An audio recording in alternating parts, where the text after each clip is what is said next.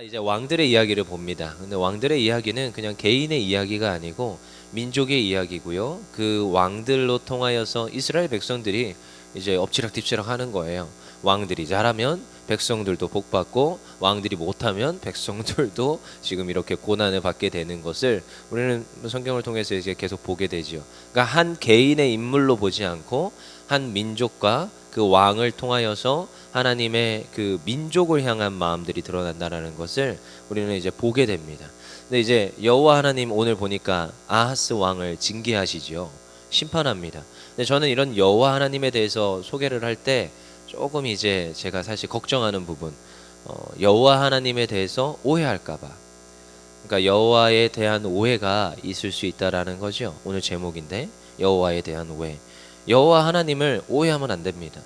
이 징계를 내릴 때, 심판을 내릴 때 미워서 그 지금 백성들이 너무나도 미워서 저주하는 게 아니라는 거예요.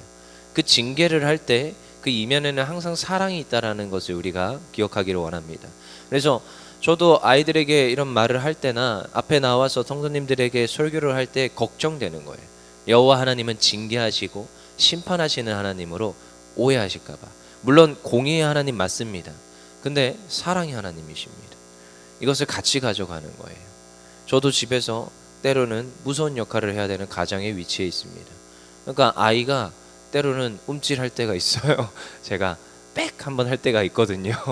근데 사실 그게 또 트라우마로 남을까 봐 또 걱정일 때도 있어요. 근데 이제 성경을 보면서도 제가 왜냐 여호와 하나님에 대한 오해를 제가 어렸을 때 가졌었거든요.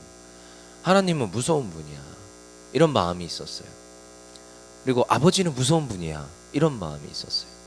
근데 아니더라고요. 아닙니다. 그러니까 오해 없으시길 원합니다. 그래서 우리 한번 성경을 보자고요. 28장 1절입니다. 시작. 아하스가 왕위에 오를 때에 나이가 20세라 예루살렘에서 16년 동안 다스렸으나 그의 조상 다윗과 같이 아니하여 여호와 보시기에 정직하게 행하지 아니하고 오히려 악한 길로 행하게 되는 것이요. 그의 지금 16년의 통치 기간은 어떻게 평가해요? 다윗의 길이 아니라는 겁니다. 제가 계속 역대하를 볼 때 다윗의 길 그리고 북이스라엘 길 뭐 이렇게 얘기를 했었죠. 그래서 우리가 보면은 다윗의 길이 아니면은 그거는 이제 악한 길인 겁니다. 다윗의 길은 하나님의 마음에 합한 길이에요. 정말 정직하고 하나님께서 원하시는 길이라는 거죠. 그러니까 그 반대 길로 행했다라는 거예요. 그래서 2절에 나오죠. 이스라엘 왕들의 길로 행하여 바알들의 우상을 부어 만들었다라는 거예요. 그것들을 또한 섬깁니다. 우리 3절 볼까요? 또 흰놈의 아들 골짜기에서 분향하고 여호와께서 이스라엘 자손 앞에서 쫓아내신 이방 사람들의 가증한 일을 본받아 그의 자녀들을 불살랐어요. 그러니까 지금 이방신들에게 지금 하는데 특히 자녀들을 불살랐다. 이건 제물로 드렸다라는 거예요. 악하죠. 지금 지금 이방신들 중에 그 불길을 그냥 지나가는데 불길을 지나갈 때 어떻게요? 지나가면 사는 거예요. 근데 못 지나가면 죽는 겁니다. 근데 이제 어떠한 죄악의 요소가 있을 때 지나갔어요. 그러면은 사는 거예요. 신이 너를 보호하셨다. 근데 못 지나갔어요. 그럼 죽는 거예요. 어른들은 좀 지나가요. 아이들은 어떻게 될까요? 죽어요. 그러니까 여기에 있죠. 자녀들을 불사르시라. 이방신들의 하나의 요소입니다. 그러니까 이게 지금 이 악한 짓을 누가 하고 있어요? 유다 왕 아하스가 하고 있는 거예요. 유다 왕 아하스가. 그리고 4절에 또 산당과 작은 산 위에서 모든 푸른 나무 아래서 제사를 드리며 분향하더라. 이 산당이라는 표현이 좋은 게 아닙니다. 작은 동산에 있는 그 지금 그 처소에서 예배를 가장한 우상 숭배를 하는 거죠. 그리고 산 위에 어떤 나무요? 모든 푸른 나무. 이 당시에 이 중동 지방에 푸른 나무가 멋들어진 푸른 나무가 그렇게 많을까요? 많지 않습니다. 우리나라도 몇백 년 된 나무를 되게 신성시하잖아요. 여기도 똑같은 거예요.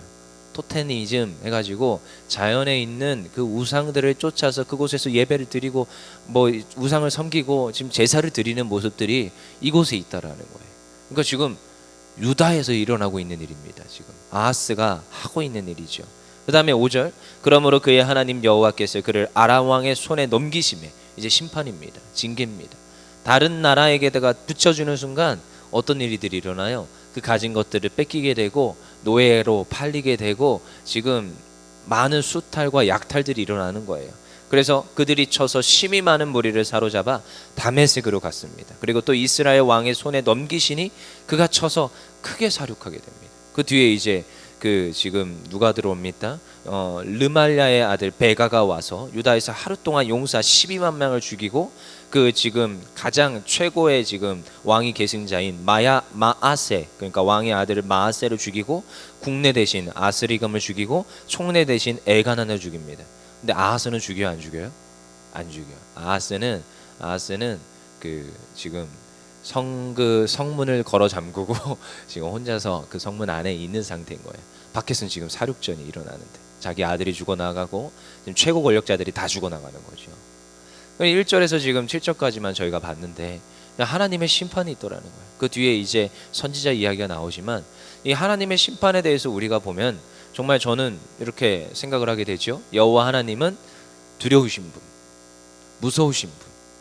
여러분, 아하스가 왜 이렇게 이방 신들에게 자꾸 가는지 아세요? 그 앞에 우리 27절에 보면 어떤 왕이 나옵니까? 그의 아버지 요담이 나오지요. 그 위로 또 누가 나와요? 우시아가 나옵니다. 우시아는 나병을 얻었어요. 기억하십니까? 잘못된 분향으로 그는 나병을 얻은 인물이에요. 그러니까 그의 할아버지는 잘못된 분향으로 나병을 얻었고 그의 아버지는 그 우시아가 나병을 얻고 하나님 앞에서 징계받는 걸 보면서 여호와 앞에 안 나갑니다. 그래서 27장 2절 볼까요? 한번 우리 27장 2절에 요담이 그의 아버지 우시아의 모든 행위대로 여호와 보시기에 정직하게 행하였으나 여호와의 성전에는 들어가지 아니하였고, 이 요담이 행한 일이에요. 그러니까 지금 아하스의 지금 아버지는 여호와 하나님께 안 나가는 거예요. 왜요? 두려워서. 그리고 그거를 또 누가 봤어요? 아하스가 봤어요. 그러니까 아하스도 여호와 하나님께 가요, 안 가요? 안 가는 거예요. 지금 이게 3대째 물려오는 겁니다. 우시아, 요담, 아하스로. 그러니까 아하스는 어디로 가는 거예요? 자기도 지금 여러분 참 인간은 연약하여서 신이라는 존재를 찾습니다. 인간은 연약하여서 누군가를 의지합니다. 여러분, 그게 사람이 되었건 그게 또 자식이 신이 되는 경우가 있다라는 말이에요. 사람이 되었건 내가 의지하는 어떤 존재가 있더라는 거예요. 그러니까 지금 아하스가 여호와 하나님께 안 나가고 누구한테로 가는 거예요? 그 주변에 있었던 우상, 바알, 다른 잡신들을 섬기러 가는 겁니다. 물론 신은 없습니다. 잡신이 어디 있어요? 인간이 만든 게 뭐가 신이에요? 그래서 그것들에게 마음을 주고 그것들을 섬기고 그것들을 분양하니까 어떤 일들이 일어납니까? 여호와 하나님이 진노하시죠. 여러분, 이게 아하스의 행태였고 우리는 그냥 성경을 통하여서 아하스가 왜 이랬는지를 알 수가 있습니다. 그런데 여러분 한번 보자고요. 여호와 하나님 진짜 무서운 하나님이십니까? 진짜 무서운 하나님이십니까? 여러분, 우리가 그래서 한번 돌아봐야 돼요. 우리 한번 볼게요.